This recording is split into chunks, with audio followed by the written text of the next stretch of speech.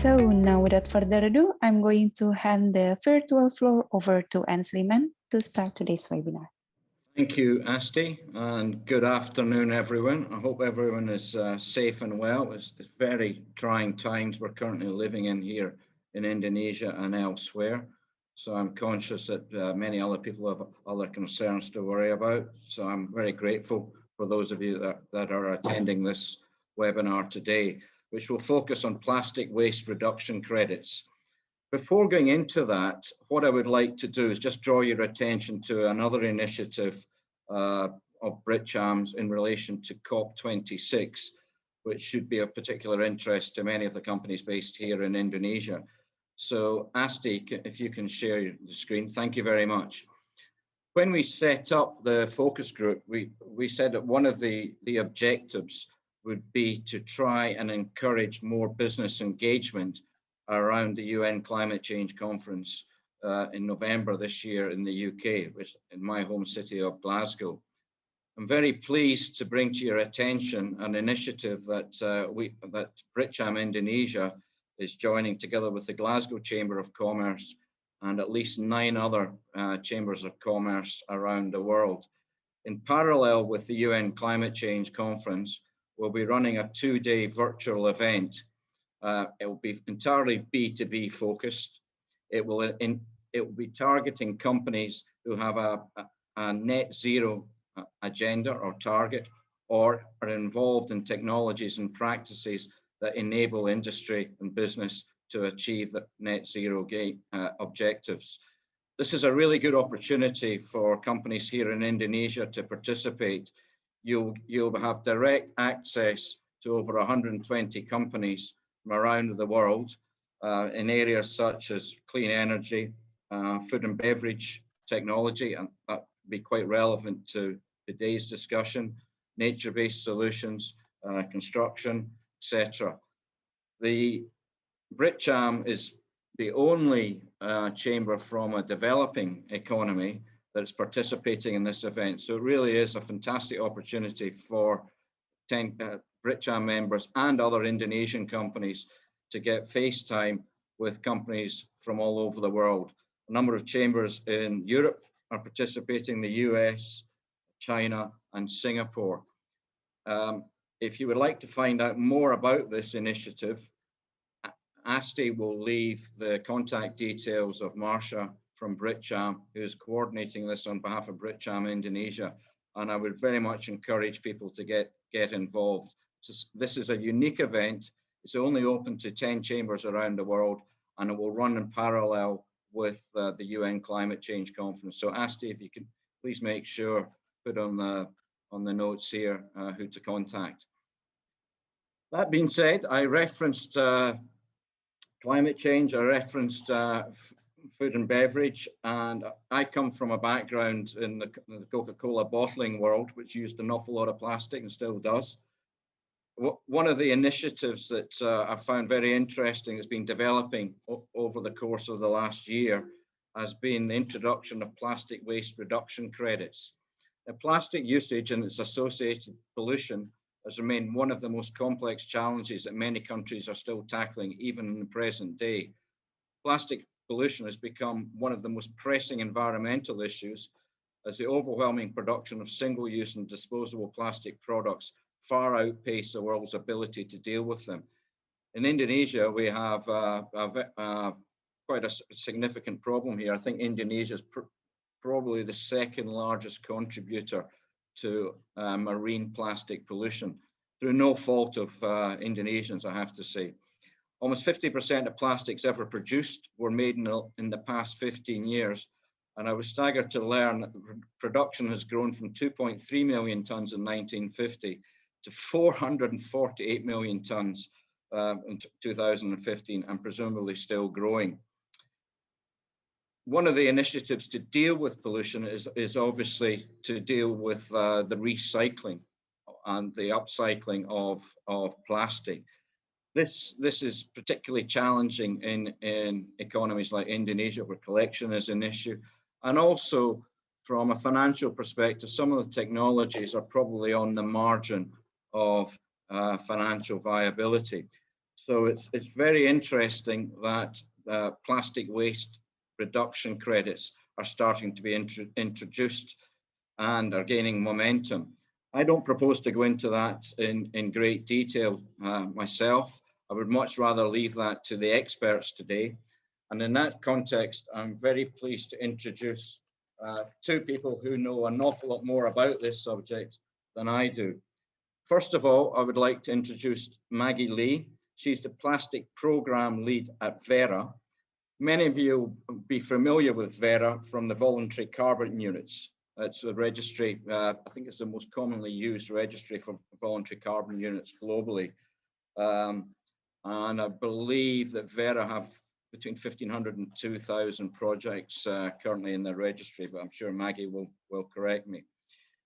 For over 15 years, Maggie has been working in multiple sectors and countries in Asia, namely in Japan, Hong Kong, Taiwan, Singapore, and Thailand.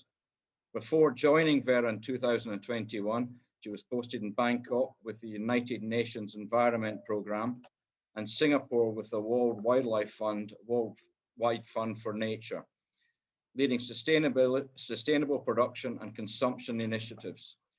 Her focuses at UNEP and WWF included plastics, seafood, food waste, and palm oil. Prior to being dedicated to environmental sustainability, Maggie spent 10 years in technical roles in the retail and fast-moving consumer goods industries with multinational corporations such as P&G, Nestle, and Aeon. Her technical roles in the private sector include sustainability, manufacturing quality assurance, regulatory, scientific communications, policy influencing, and research and development. So a very, very wide perspective Maggie brings to this discussion. Joining Maggie today is Emelie Devenport. She's a managing consultant sourcing manager for plastics at South Pole. I will allow Emelie to explain more about South Pole later. Emelie Devenport has worked in the sustainability sector for over 6 years with a thematic focus on plastic pollution and marine conservation. Emelie supports the development and implementation of South Pole services to finance plastic action, including plastic waste reduction certificates. She is the acting interim lead for South Pole's plastic projects portfolio, originating plastic collection and recycling projects. Prior to joining South Pole, Emelie has worked with environmental cleanup projects and environmental NGOs on marine policy and community action. I know that Emelie is a very smart person because she graduated from university in Scotland, the University of Edinburgh, and holds an MSc in Marine Systems and Policies. So Maggie and Emelie, it's really good to have you today to introduce this subject to our members and other guests on this webinar. As I said at the beginning, it's a subject that's gathering much more attention, but from a technical perspective, an implementation perspective, I believe many companies have questions. So hopefully we're able to address these questions today during the course of your presentations and the Q&A.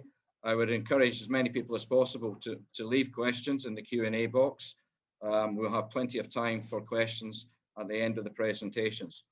So what I would like to do now is to ask Maggie from Vera to introduce Vera's role in plastic waste reduction credits. So over to you, Maggie. Thank you so much, Ainsley. Hello, good afternoon, everyone. It's my pleasure to join you. I'm joining you from Vancouver, Canada today. And as Ainsley mentioned, I'm usually based in Bangkok, which has a better time difference with Indonesia. Today, I actually am very delighted to share with you Vera's newest standard, which is the plastic waste reduction standard. Thank you so much for inviting me, British Chamber of Commerce in Indonesia. So I'll just go straight ahead into the program. And Ainsley, you are very correct about the number of projects. We do have about 1,600 projects. So that was a very good ballpark. Even I did not know that until very recently. So good for you for knowing that. As Ainsley mentioned, Vera is an NGO that's based in Washington, D.C., and we do have quite a number of standards by now after the Verified Carbon Standard, also known as VCS, has been brought to the international scene. And of course, we're most known for the carbon standard, but from February and on, I'm really hopeful that we'll be also known for our plastic waste reduction standard, and also how it may drive impact in terms of getting rid of plastic waste and also driving circularity. So Vera is a relatively smaller nonprofit organization, and we're mostly actually just doing work on standards alone. Moving on, just like to introduce you another organization, which is the RRR Initiative. You may see some of the logos here that you may recognize. And Vera is one of them. And also my fellow panelist, Emelie, is from South Pole, which is also part of the RRR Initiative. So as you can see that there are quite a few companies that you may recognize as a household brand, including Nestle, Tetra Pak. Some may know Veolia from the waste management scene, and also Danone. Okay, so they do, Danone and Nestle, the two together actually makes up almost half of all the food, all the processed food we consume. So the RRR Initiative is a cross-sectoral, multi-stakeholder initiative that was created by these companies and also organizations you see on the screen here. And together they actually have an objective of reducing plastic waste through internal and external actions inside and outside of the supply chains or value chains of plastics. The reason why I'm introducing to you the RRR Initiative, which stands for Reduce, Recover, Recycle, by the way. So it's a little bit different than the RRR that we're used to, because it's actually now replaced by Recover in the middle, is because they've created the guidelines for corporate plastic stewardship, which is a very important guideline in my opinion, because prior to myself joining Vera, I was already in touch with folks from South Pole and Vera, and they brought this to my attention when I was previously in Bangkok stationed with the United Nations Environment Program. So the guidelines for corporate plastic stewardship, as the name suggests, is a very elaborate guideline, not a standard, but a guideline in terms of suggesting what corporations should do when they look to reduce their plastic waste. And of course, we know that plastic waste comes from our plastic consumption. Not all plastic consumption becomes plastic waste when they're properly disposed of and handled.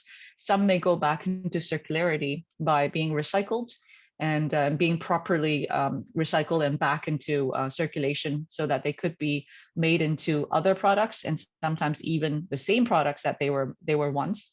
But quite a lot of those, unfortunately, especially here in Southeast Asia, where most of us are, unfortunately, that's not really the case.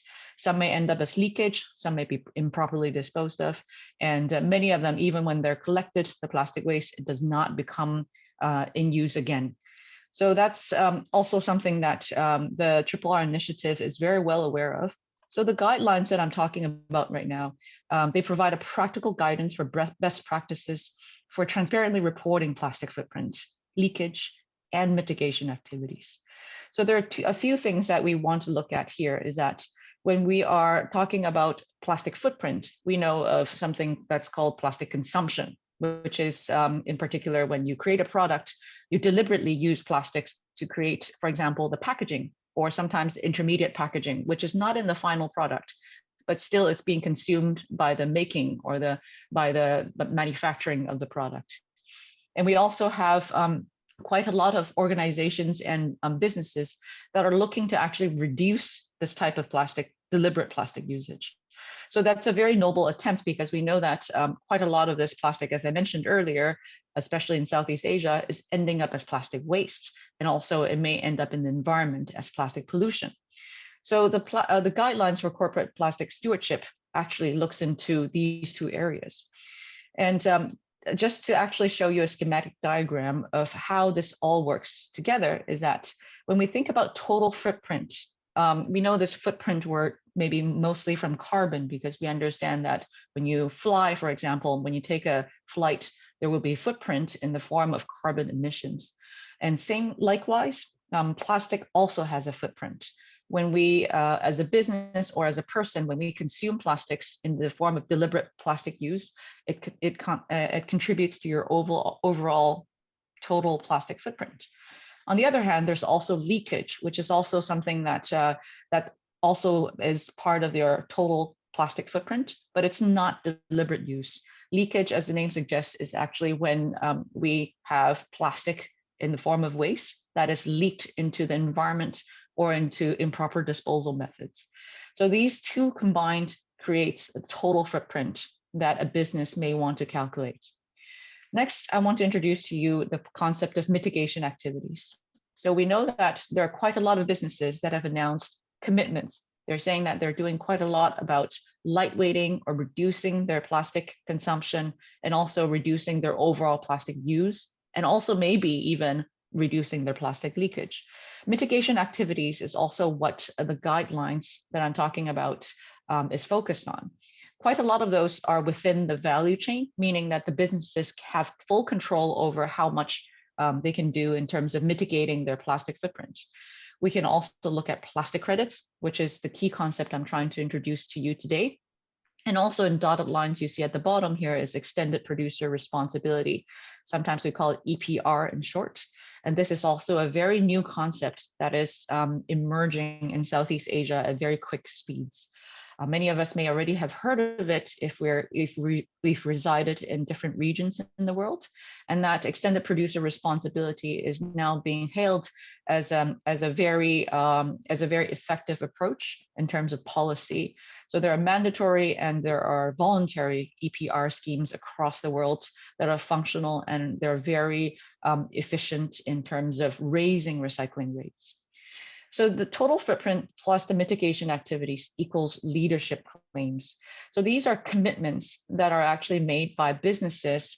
So they could be food manufacturers, they could be personal care producers, they could be quite many different types of companies that consume plastic. And so there are quite a few different claims here. For the sake of this this webinar, I'm not going to go into detail about what every one of them stands for, but in general, you see the same word leading these claims, which is the word net.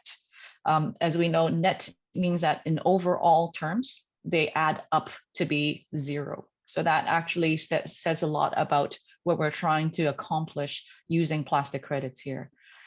And just to show you a little bit more about the mitigation activities in the middle circle that I just showed earlier is this hierarchy, a reverse pyramid that shows how businesses can actually act within their value chain. So as I mentioned before, these activities are, most of them are actually in full control, where they're under the control by the producers themselves, meaning that when they want to actually create such changes, they are able to do so within their own production and operations. Many of these are attributed to redesign for reduction and reuse and recycling, meaning that they can actually go back into the drawing board and create different designs for the current products that they're producing and launching, and that there could be very, very vast changes made. For example, if I talk about, whenever I talk about redesign, I really like talking about the hotel dental kit. When we go to a hotel and stay for multiple days, we usually use one toothbrush, but we need multiple tubes of toothpaste. But the hotel always provides them in a bundle. So that's why whenever we get a new tube of toothpaste, chances are we have to actually use a new toothbrush. And that is actually something that's built into our consumption. We're very used to this model of consumption for the dental kits. However, if we redesign how this is packaged, there could be quite a lot of plastic that's saved from usage because, as I mentioned, we only use one toothbrush for multiple days. So that's also where redesign actually really matters. And some of it actually is very effective in reducing unnecessary plastic use. And next, we have increasing the recycled content of products. Of course, that is actually the best way to drive circularity. As the name suggests, circularity means that you're moving in a circular motion where the plastic consumption is actually driven back into the production itself, and that we just keep using plastic over and over again. Plastics has many great qualities, and they're extremely durable. And that is also kind of a double whammy because of how durable they are. They end up in our environment for a very, very long time. And last here is that we have two actions that are actually beyond their value chains, meaning that the businesses do not have full control over how these actions are done, but they're able to contribute to them using different types of investments. So first of all is increasing collection and recycling. And the last one here is increasing collection of plastics in general. This could also be done through, these two actions could also be done through extended producer responsibility schemes, as I mentioned earlier. And it's quite popular in regions such as Europe and also parts of the US and also parts of East Asia. So the guidelines for corporate plastic stewardship, as I mentioned earlier, is created by the RRR initiative. And for more information about the guidelines and how your businesses or any type of company could actually apply these into use, you may ask South Pole, maybe Emelie herself, and also Qantas, who actually developed the guidelines in general. And so the reason why I'm talking about the guidelines is because they actually set the perspective and the framework for the usage of Verra's plastic waste reduction standard. We call it the plastic standard in short. The objective of the plastic standard is to support the scale-up activities that increase plastic waste recycling and/or collection from the environment. This is much necessary now, as I mentioned, because in Southeast Asia, we have a very gigantic regional hotspot for marine litter, which calls for a lot of collection activities so that we could actually one day clear our oceans of legacy plastic waste. The intended benefits of this standard include robust assessment of project impact, meaning that when projects are declaring that they're collecting plastics from the environment, we need to know whether they have undertaken the necessary steps and also how they're helping outside of a company's value chain. The standard also supports corporate efforts to report plastic waste reduction contributions in a credible and transparent way. This is also why there is a standard in the first place. And of course, it also increases investment in high impact projects, which I believe Emelie will talk more about later. This results in the increased availability of recycled plastic feedstocks in key production regions. And at last, it will help address and reduce social risk and have the possibility to improve livelihoods through recycled material supply chains. So without further ado, of course, we're all wondering how plastic credits are being applied. Using the plastic standard project, the projects that Emelie will talk about in a bit later can account for the plastic waste they collect or recycle in line with the social and environmental safeguards that are outlined in the standards. So you see on the left-hand side here, this actually signifies the projects. Okay, so they collect plastic waste from the environment. They may be from the oceans or they may be from the land as well. If that collected or recycled plastic waste is additional, meaning that it's actually better than what's being collected as a status quo, the projects that we're looking at here can generate plastic credits. And there are two types of plastic credits in this program: waste collection credits and waste recycling credits. These two indicate the outcome for which the credits are being issued.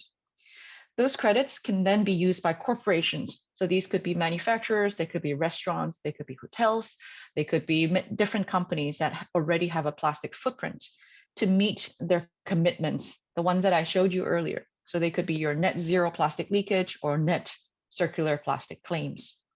So material or plastic material, such as any product or packaging made from the 7 types of plastic or composite materials, the ones that have a triangle with a number in the middle. So it could go from 1 to 7.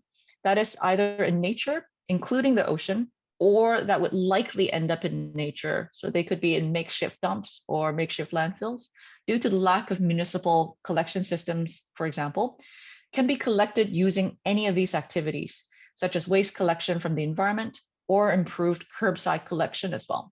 So you don't necessarily have to actually go into the oceans and fish the plastics from the ocean in order for that to be one of the qualifying projects that the standard covers. When material is diverted from or taken out of nature through this type of collection activity, and that activity can be demonstrated to be additional, meaning that it's actually improving the status quo, it can be accounted for and used to generate waste collection credits.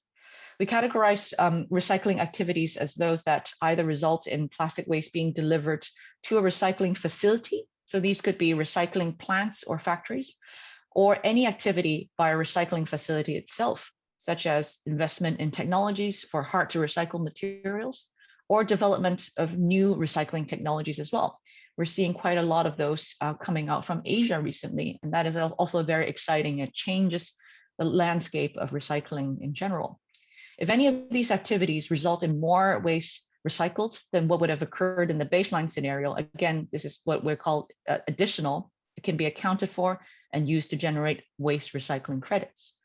And so that the companies can buy these credits to satisfy their overall commitments and claims, like the ones that I've described, the three that I described earlier. I also want to talk about why these credits are used all over the world in so many different projects. The credits, as you see on the screen here, there are 7 principles that are much like quality assurance principles that adhere to the plastic standards. Plastic waste collected or recycled under the plastic program and issued as plastic credits must be real, meaning that the waste was actually collected physically or recycled. They also must be measurable, additional, as I mentioned, better than the status quo, and also conservatively estimated using an approved accounting methodology. These are all available online for public use, and they're transparent, and they have all undergone a public consultation period before they were adopted as methodologies.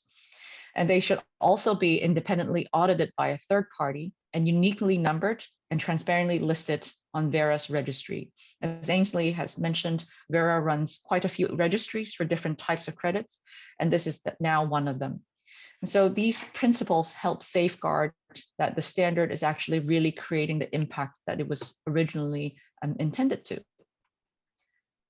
And lastly, I'd just like to also tell you about the impact and also the extent of what we're doing right now. As the standard was only launched in the end of February, it's only been about 4 or 5 months since we've launched. We've had 24 pilot projects in 18 countries in the development stage of the standard, which is before the standard was launched in the end of February. At this point, we now have 40 projects that are currently in the pipeline to be registered, meaning that these are almost ready to actually issue credits. At least 5 of these 40 projects have work or are in Indonesia. And I know that some of you in the audience are from some of these projects. So I'm very excited to actually tell you that there are definitely quite a lot of these projects coming up in Indonesia. Altogether, there are over about an estimate of 160,000 tons of plastic collected or recycled, sorry for the typo here, plastic collected or recycled from Indonesia alone, from these 5 projects that are now in the pipeline to be registered. So you see in the map here, we do have quite a lot of projects all over the world, but I'm also extremely excited for what's going on in Indonesia right now. Thank you so much for listening, and I really look forward to answering any questions you may have. Thank you very much, Maggie. I've got a few questions to ask you, but I'd like to get on to Emelie before we get into the questions. So Emelie, over to you now. Sure, thank you. I'll just share my screen.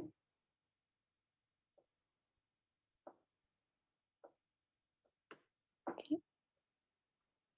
Great. So thanks a lot, Maggie, for that great overview and introduction. So thanks also everyone today. Great to be here, very excited to join you virtually from Bangkok in Thailand on behalf of South Pole. So South Pole is a project developer with over 15 years of experience in project development in a range of environmental certificates, including emission reductions, but also renewable energy certificates, and now also working on the topic of plastics. We work on plastics both from the project development perspective, so thinking of how we can help projects to go through the whole certification cycle to generate and issue and sell those credits, but also we work with brands and companies in terms of how they can best invest in these systems and align them with their impact strategies. So today I'm delighted to talk you through a little bit of how this system would work from the project's perspective and a bit of the market outlook around that as well.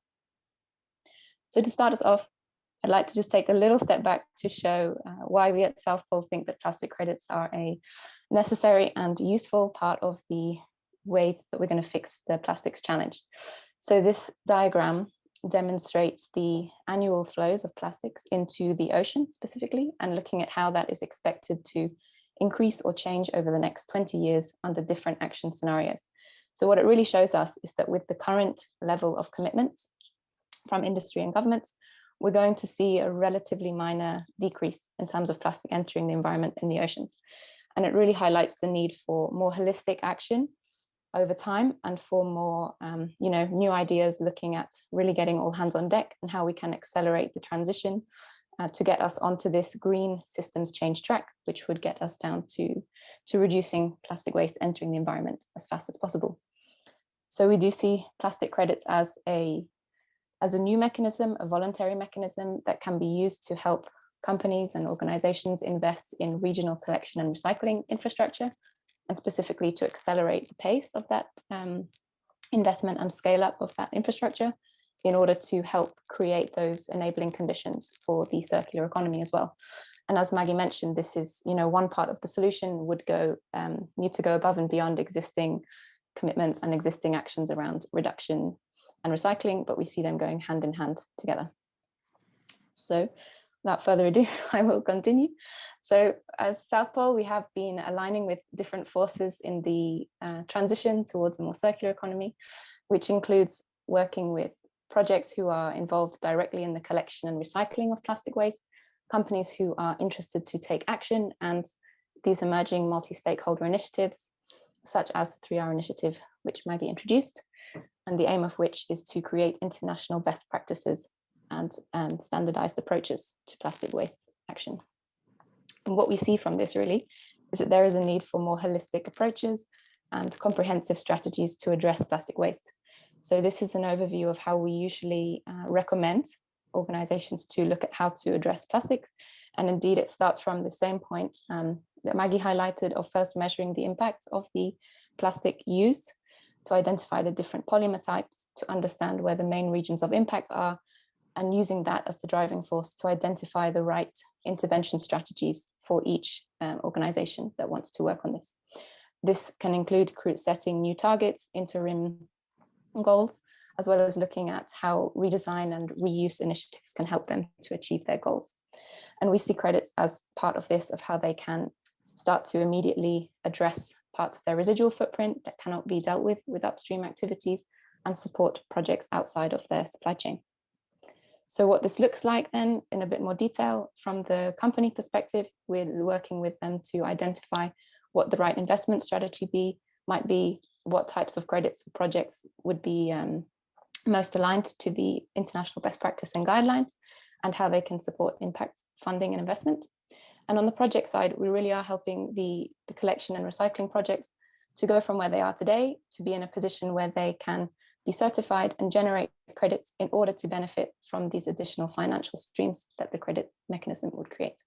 So this starts with the initial phases of the feasibility all the way through to credit marketing and sales. I will just briefly touch on this slide because Maggie also had one that was quite similar, but the aim is to show you, okay, how would this look in practice? So this is just an example of company X that has already done their footprint. They know they want to work on plastics and they're working on upstream activities.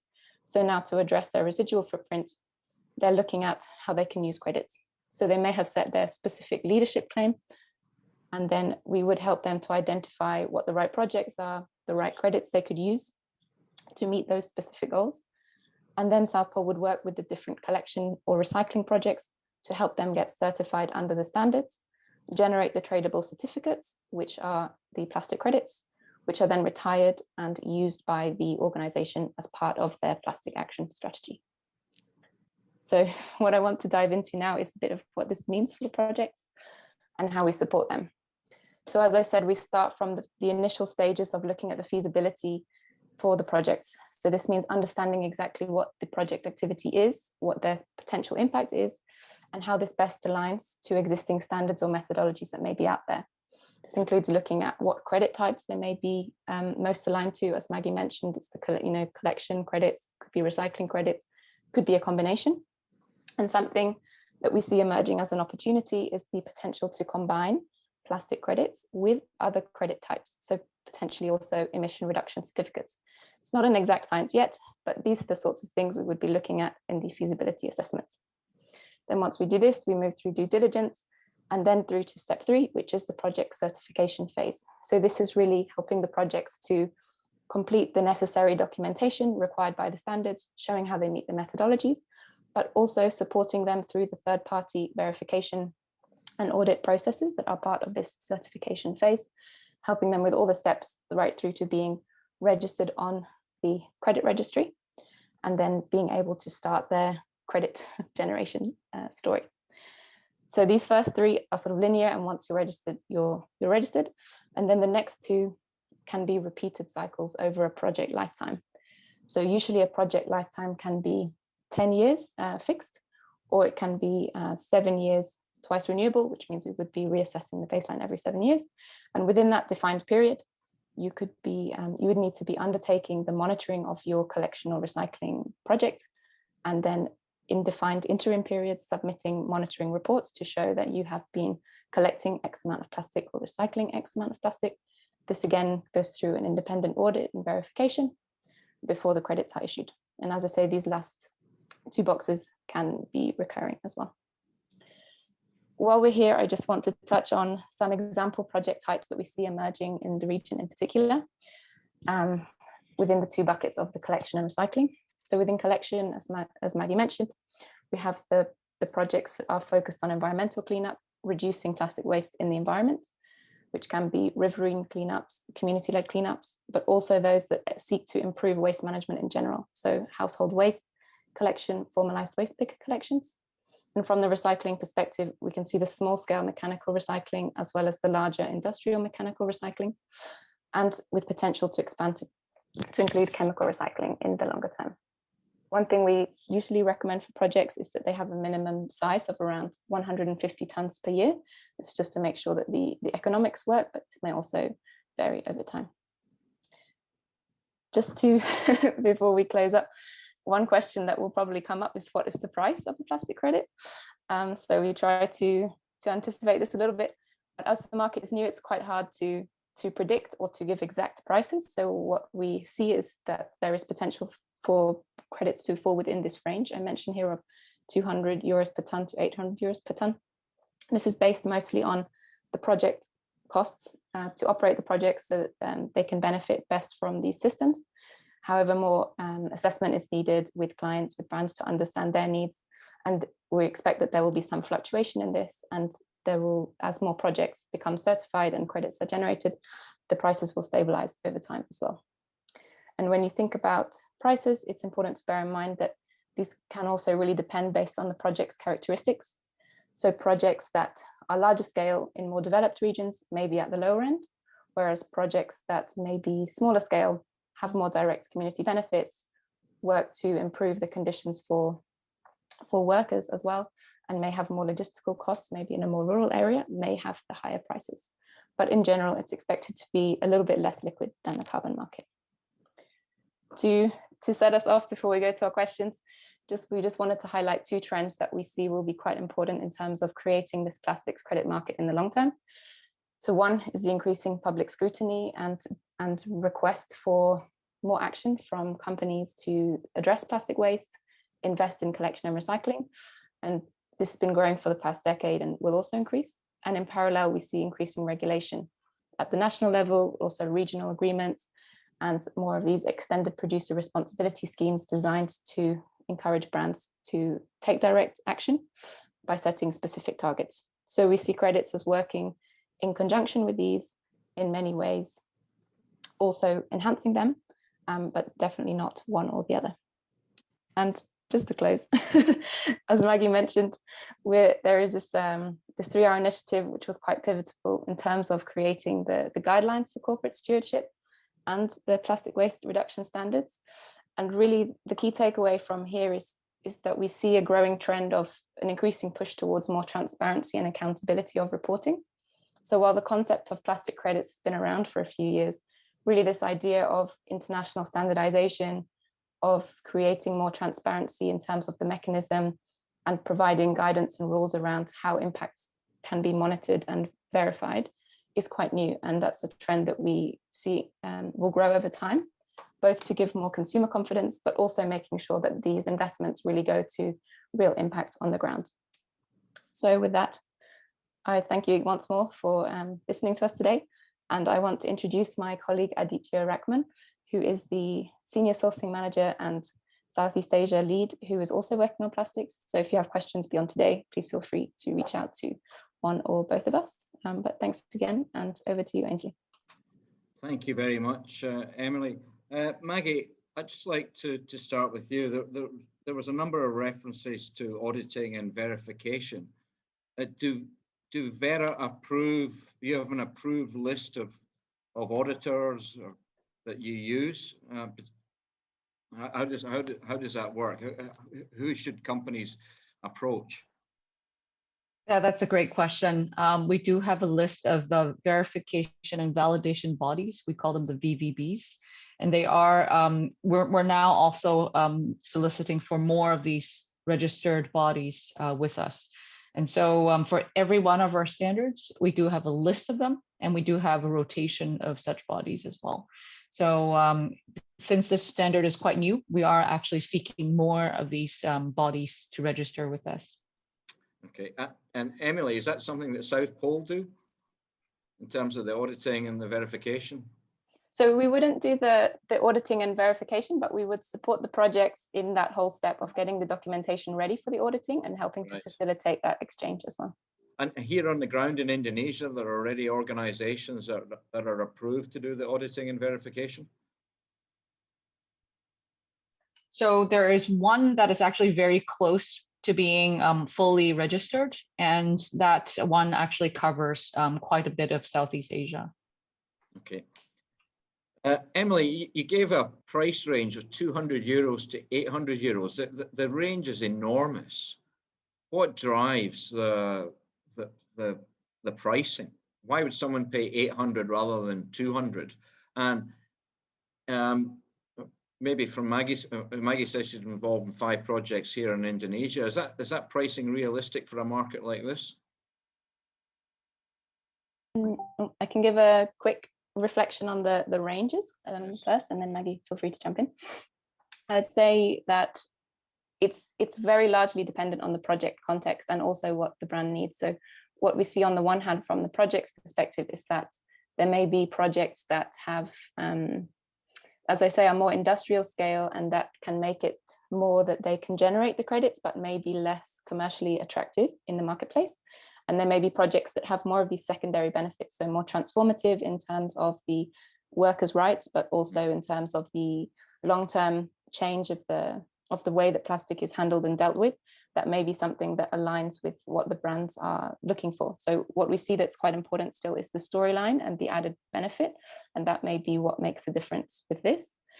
And another thing to consider is that, as Maggie shared with the guidelines, there are specific guidance on which credit types to be used, so collection or recycling, depending on the goal of the organization. So this may also sort of put them in a certain bracket, so that they may be able to choose higher or lower, but probably within a certain bracket. So a bit like the carbon credits, the storyline is important, not just from an environmental, but an ecological and social perspective as well. Yeah, exactly as you say, the smaller community-based projects will command higher prices compared to the more industrial situation. Okay. Maggie, what's your experience so far in Indonesia with your five projects? Yeah, so the social safeguards, I think that was also one of the questions that I clicked on to answer live. There are already a fair bit of social safeguards clauses that are actually worked into the standards, which is actually over 300 pages, by the way. So they are, it's a very lengthy set of documents. And of course, we've outlined everything we already know about social safeguards, but we're still seeking to improve that. So we're putting together the advisory group for Verra's for Verra's plastic standard, the first advisory group. And we are actually having experts who are working with informal sectors and also the waste picking community to join us to actually ensure that we keep up to date with what's going on in the social aspect. So environmentally, we do have quite a lot of experts who are also providing input on that, but I'm sure that people already are in understanding that this is mostly an environmental impact driven standard, but we're definitely not letting the social side go down the drain as well. And with the 5 projects that we have now being lined up for listing and registration, we also believe that they do have a very strong social sense. They're employing people from the less privileged communities and also affected communities that are affected, as in affected by marine litter. So we're also seeing that there are quite a lot of interesting engagements with local communities. So that's really what we want to see as a trend. You refer to both waste collection and recycling credits. If I can just give a very simple example, if I produce 100 tons of plastic bottles and I recycle 100 tons back into plastics for, say, road surfaces to replace bitumen, rather than recycling the plastic back into food grade PET for food grade packaging. Do you consider the former as part of the circular economy, or do you view them both the same? Or yeah, sorry, I'll just also share my 2 cents, and then maybe Emelie as well. So that is also considered to be recycling because it's actually put back into use. It's actually not abandoned in landfills or worse, to be found in nature. That's something what we call downcycling, because the worth of the plastic is actually lower in the next life. A perfect recycling would be, of course, a closed loop recycling, when a bottle is actually recycled back into being a bottle. But that type of recycling is very rarely seen in Southeast Asia at this point. There are examples that people are trying to demonstrate closed loop recycling, but at this point, we know that quite a lot of countries actually prohibit that, especially for food items, because they're thinking that the food, well, the officials, actually, the governments, they do think that recycled plastic has a lower grade to it. So there may be impurities and also toxicity associated with recycled materials. And so food grade or food contact materials, a lot of the times, cannot actually go back into being food grade materials in their next life. So that is just a harsh fact. But there are now improved technologies, especially from Japan, where they're already demonstrating PET bottles that can actually go through closed loop recycling and be PET bottles in their next life. Emelie, if you have any sharing.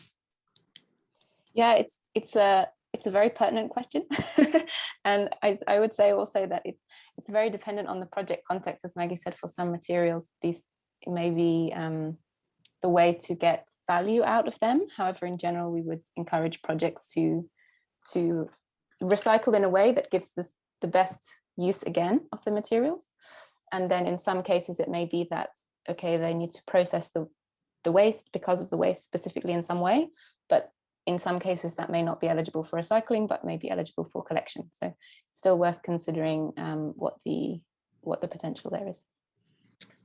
Thank you. We have a question here from one of our focus group members, Tim Patterson. He's asking if Vera have a defined list of technologies currently assessed for recycling activities.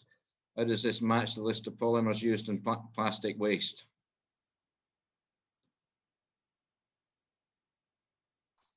So are you technology agnostic, or do you is there a limit? Do you have a predefined list of technologies that you tend to focus on?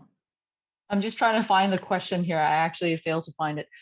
So in terms of technology, we don't actually we don't have a allow list or deny list, but we actually do have collection methodology that the projects must follow, and also a recycling methodology.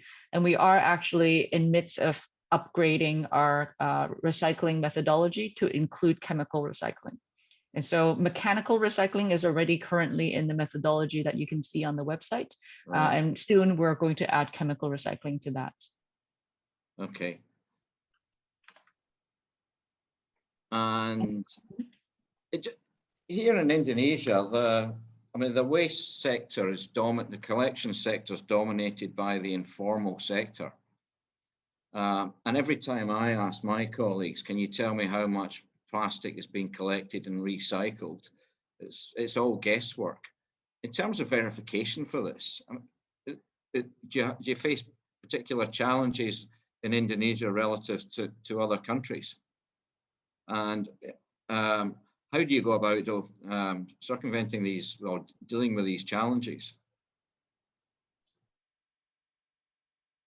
Emelie, since you work closer with projects, maybe you want to have first stab at this. Yeah, sure. It's something that is also not an exact science yet, but is being figured out over time. I would say that there are unique challenges projects face that, also we're looking to see how systems such as the verifications can help to bring additional guidance or oversight into how these projects are working, but also developments such as with monitoring technologies may help to bring an interface, more visibility in areas that was not previously possible. Okay, and thank you. In terms of the financing, does the credit financing only work on a market-based, i.e. income from sales, or are there channels for pre-financing? Maybe that's a question for Emelie.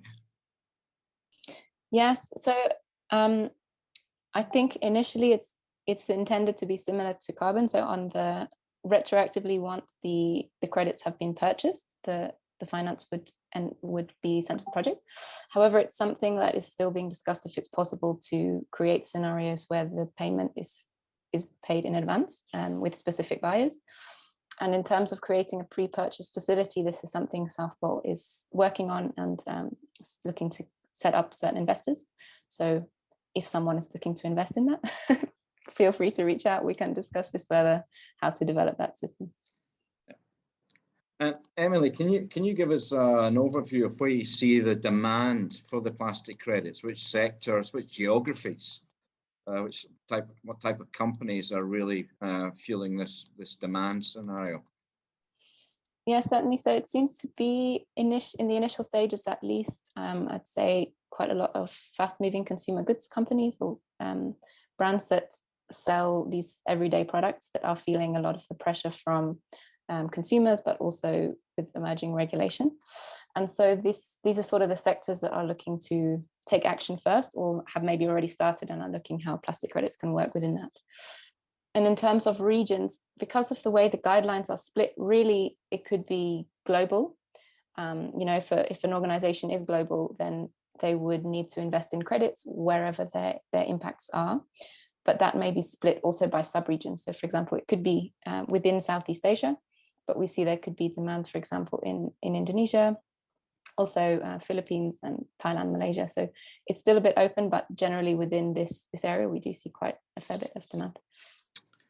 Okay, thank you. Maggie, I've noticed in the press here recently, a number of companies are qualifying for ocean plastic certification. Can you maybe just give us a quick overview of how that might differ from the plastic credits that you're talking about? Or are you involved in it at all?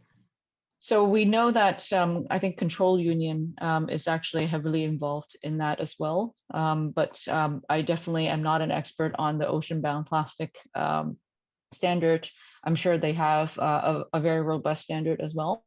The Vera plastic standard does not discriminate where the plastic comes from, as long as it's proven to be additional. And we did get a question here from the chat box that how do you demonstrate additionality in general, and also for collection projects from schools or from different or even curbside collection. Yeah. We do have a very stringent requirement in terms of demonstrating additionality. The responsibility is for the project proponent, the people who are carrying out the projects, to demonstrate additionality. There's a flow chart that's actually available in section 7 of the methodologies for collection to show how it's a decision-making diagram. I can also flash that in a bit to actually tell you how you can demonstrate additionality. So it's very complex because, of course, there are so many different decisions to be made in different scenarios. But in general, this additionality has to be demonstrated to the auditors that are actually there on site or in contact with these projects to audit the project before it can actually generate credits. So does your website have a very thorough breakdown to explain all of this from a technical perspective and how people would apply and what have you? Yes, what I've described earlier, including the guidelines, the RRR initiative guidelines, and also the Vera plastic standard, they're all available online. As I mentioned, the Vera standard alone is over 300 pages long. And we're also trying to create easier to understand materials like pamphlets and also presentations, so that people who are interested in the subject matter but who don't want to delve too deep into it can also understand. But of course, these types of webinars are the best opportunities to actually understand more about them, because you can also ask us questions live. Okay. Emelie, you mentioned at the beginning that some projects are qualifying for both carbon credits and plastic credits. Can you give us an example of the profile of the type of project that might qualify for both? Mm-hmm. Yeah, certainly. I saw this was also a question in the chat, so it's good to be able to answer this live. Indeed, it's something that we're seeing as a possibility emerging. So this would be generating two different credit types. So with the plastic waste reduction standard, you could have the collection credits, which is for 1 ton of plastic waste collected, and the recycling credits, which is for 1 ton of plastic waste recycled. So in a scenario where they may be able to issue plastic and carbon credits, this could, for example, be for a recycling project that is able to demonstrate additional impact of, the tons of plastic waste recycled. And for that same activity, they can demonstrate a emissions reduction through the avoidance of creation of virgin pellets of plastic. So this is something that may be possible, but we recommend to identify this early on, and in order to be able to demonstrate additionality. As Maggie said, it can be quite complicated, but it's very important. So this is something it's better to look at it in parallel to see if it could generate both or just one. Okay. Is the demand for the plastic credits exceeding the supply at the moment? And if so, are the sellers of the plastic credits able to secure long-term contracts? Because that would obviously impact the financial viability of some projects and even their ability to secure external finance. Yeah, definitely. And it's something, as the market is new, it's still relatively chicken and egg, as it inevitably will be for a little while. But what we do see is that there is interest from brands, but now as the standard has launched this year, it's sort of this phase of everyone getting familiar with what the standards are, how the credits work, how they can best align. So what we see in terms of demand emerging are these sort of pilot projects, also from brands that are interested to use that and test the waters with specific projects and then build on that over time. Thank you. I see we're just at the end of our hour. It's now 4 o'clock, probably 2 o'clock in the morning in Vancouver, Maggie. So I'd like to thank you for staying up in the middle of the night. Emelie, thank you very much for joining from Bangkok. It's been a fascinating discussion. It's obviously an emerging market. Clearly, from an Indonesian perspective, given the size of the consumer market here, the amount of plastic that's produced here, this is a subject we need to be following very carefully. And hopefully as the viability of the plastic credit market develops, it will continue to help spur more initiatives in recycling, which is badly needed. As I said at the beginning, I don't blame the consumers for the waste problems. We all need to work together, and we need to have the right foundations and structures in place to encourage more recycling. For everyone that's listening, this webinar has been recorded. It will be posted on the BritCham YouTube site, so you'll be able to get access to the presentation through there. I believe that Maggie and Emelie have in the presentations have left their contacts. Can't quite remember about Maggie, but I'm sure we'll be able to provide Maggie's contact details to whoever needs it. And once again, ladies, I would very much like to thank you today. It's been fascinating. We're going to get you back. I recall just over 2 years ago, we did our first webinar, our first event on plastic, where I interviewed a representative from the community in Bantar Gebang, which is the largest sort of landfill here in Southeast Asia. And that was really just to highlight the problem with waste. The world has moved on since then. Indonesia's moved on since then. I note recently there's been a lot of investment in recycling. There's a lot of interest in recycling, and clearly initiatives like plastic credits will help spur that growth. So maybe in a year's time, Emelie and Maggie will get you back. Well, perhaps by then the market for the plastic credits may have settled down a bit. We'll have a better perspective of how things are going. So it'll be great to catch up. So once again, I'd very much like to thank you. I'd like to thank everyone who's attended today. You will have to say we'll provide Maggie's and Emelie's contacts. If you get any further questions, I'm sure they'll be happy to take them directly. And I look forward to seeing everyone again. Asti, before I leave, is there any announcements you want to make about future events? Because sometimes I cut myself off before I give you the opportunity. Yes, thank you, Ainsley. So BritCham will have another exciting upcoming webinar. So it will be on the Wednesday, 21st of July. We are going to invite the head of business marketing from TikTok Indonesia, and it is open not only for women, but also for men, for BritCham members, and also from non-members and networks. So please do check the update on our website, www.britcham.or.id, and it's free of charge. And again, please do register. Thank you. Thank you, Asti. And as I said at the beginning, the climate change mission to COP26 is a great opportunity for companies here in Indonesia to participate. I spoke to the organisers yesterday, and I know there will definitely be a session on plastic recycling. And I understand a global procurement officer from Unilever will be one of the participants in that. So if you're in the recycling business, please get in touch with our team at BritCham for the climate change mission. And if you're in any other sector related to climate change, or you have a business that has got a net zero objective, please get in touch. It's a wonderful opportunity for you to engage with companies around the world. Once again, thank you very much, everyone. Stay safe. I look forward to seeing you soon. Thank you, Maggie. Thank you, Emelie. Thank you. Thank you. Thank you.